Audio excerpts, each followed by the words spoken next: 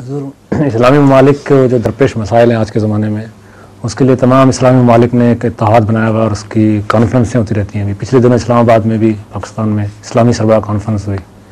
تو جو مسائل ہیں اسلامی ممالک کے وہ تو حضور جوں کے توں نظر آتے ہیں، لیکن یہ اس پہ مطلب پیش رفت ہوتی نہیں ہے. تو وہ پیسہ لاکھوں روپیہ کروڑوں روپیہ خرچ کرتے ہیں. تو کیا کریں اس پیسے کو؟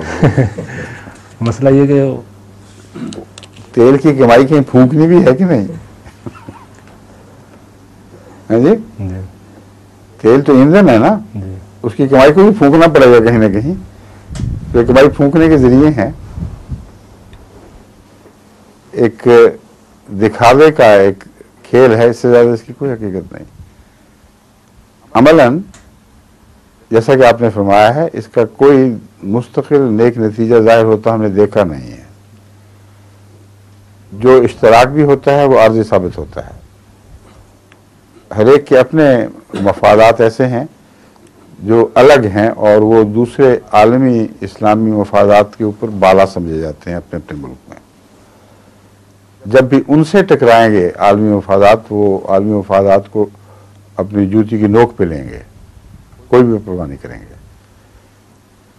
یہ بنیادی روح ہے جو اگر زخمی ہو گئی ہو تو اس سے پھر شفا کی امید نہیں رہتی. پھر یہ جو روح زخمی ہوئی ہے عالم اسلام کی، یہ تقویٰ کی روح ہے جس کی بات ابھی ہوئی تھی، خدا خوفی کی روح ہے، اسلام سے سچی محبت کی روح ہے.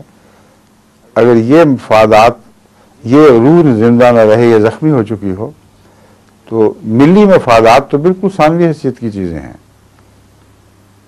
وہ نیشنل مفادات ہیں، وہ حقیقت میں مذہبی قدروں کے مفادات نہیں ہیں. سمجھیں آپ؟ تو نیشنل مفادات میں ایک مادی فائدے کا رجحان پایا جاتا ہے، نہ کہ روحانی فائدے کا. ملت اسلامیہ کے نام پر جب یہ کرتے ہیں تو ان کی قومی تشخص کی بات کر کے ان کو بہتر بنانے کے لیے دنیا کی اقتصادیات کے لحاظ سے، مالی لحاظ سے، سیاسی اور فوجی طاقت کے لحاظ سے. مگر اس کے باوجود یہ جب یہ ساری باتیں دیکھتے ہیں، اس کے باوجود ان کی اخلاقی قدروں کی درستی کا کوئی بھی پروگرام نہیں بناتے. جو اصل مرض ہے. کبھی سنا ہے آپ نے یہ جو ہم پروگرام بنا رہے ہیں اس میں جو جھوٹ بولنے والے لوگ ہیں ان کو ٹھیک کیا جائے، جھوٹے ملا کو ختم کیا جائے، بد اخلاقیوں کو ختم کیا جائے؟ وہ ہوتا ہی نہیں اس میں.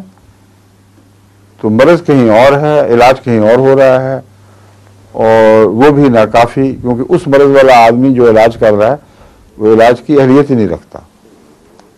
جو خود غرض اور بددیانت ہو اس نے کیا علاج کرنا ہے؟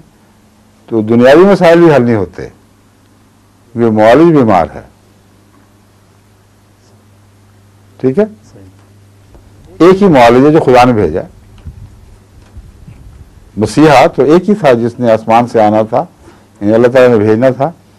اس مسیحا نفس کا انکار ہو اور بیماریوں سے شفا کی کوششیں ہو رہی ہوں، بالکل ناممکن بات ہے.